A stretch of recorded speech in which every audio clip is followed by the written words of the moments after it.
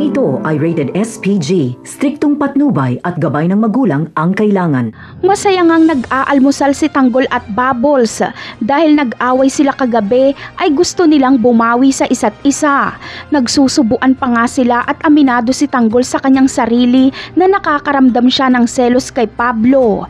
Pero hindi pa siya sigurado sa kanyang nararamdaman at hindi niya alam kung paano aaminin kay Bubbles na gusto niya ito. Ngunit ang kasayahan ni Tanggol at Bubbles ay biglang babasagin ni Olga.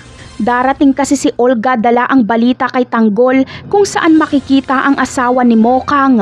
Pilit pinigilan ni Bubbles si Tanggol at ipaubaya na lang daw kay La Supremo ang paghiganti kay Mokang. Ngunit sinabi ni Olga na dapat lang ay si Tanggol ang maghiganti dahil kay Tanggol may atraso ang asawa ni Mokang.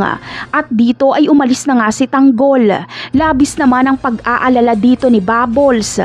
Sa gera sa pagitan ni Tanggol at Ramon ay si Olga ang panalo kahit sino sa mag-ama ang mamatay. Dahil kapag mamatay si Ramon ay itutumba na rin ni Olga si David para makuha niya ang kayamanan ng mga Montenegro.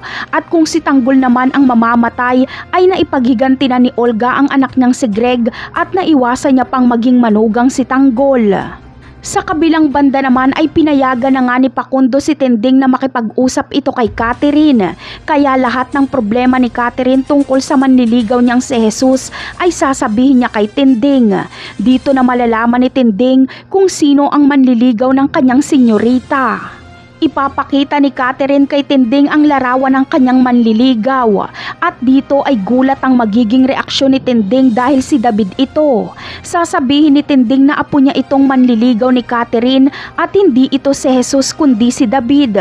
Agad itong ipapaalam ni Catherine sa kanyang lolo at nang sa ganon ay matigil na ang panliligaw ng impostor na ito.